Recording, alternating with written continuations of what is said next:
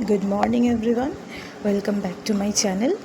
আর দেখো, এটা আমার রিসেন্ট আমি এই ফেস ওয়াশটা ইউজ করছি। এটা হচ্ছে পামের একটা ফেস ওয়াশ। এটা কিন্তু বেশ ট্রেন্ডিং এখন, অনেকেই দেখছি এটা ইউজ করছে। গ্রিন টি আর পিওর ক্লে ফেস ওয়াশ, যেটার মধ্যে কিন্তু কি গ্লাইকলিক অ্যাসিড, তারপরে কী কী সব রয়েছে এত কিছু জানি না। রিসেন্ট আমি বিয়ার শ্যাম্পু ইউজ করছি। আচ্ছা, কেউ আমাকে বলতে পারবে বিয়ার শ্যাম্পুটা কি আদৌ হেলদি আমাদের চুলের জন্য?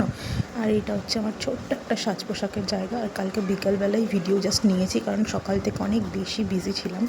আমার ওই নার্সিং, কম্পিউটার, ওগুলো সব অ্যাসাইনমেন্টস, তারপরে মানে পেন্ডিং নোটস, সেগুলো সমস্ত কমপ্লিট করলাম।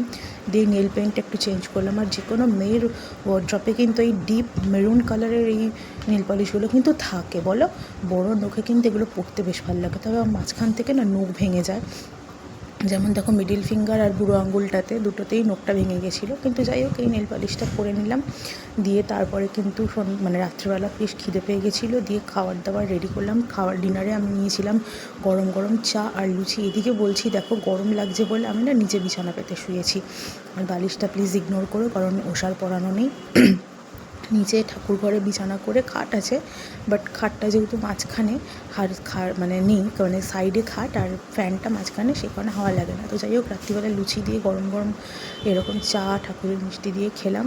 আর নিচে বিছানা করে সব পুতুল নিয়ে ছড়িয়ে ছিটিয়ে শোয়ার মজাটাই আলাদা। তবে একটা ডিস্টার্ব হচ্ছিলো, কী জানো তো, যেহেতু আমি চাদর পাতিনি বোকার মতন, তার জন্য বালিশটা বারবার রাত্রিবেলা করে না মাথার মধ্যে দিয়ে সরে যাচ্ছিলো।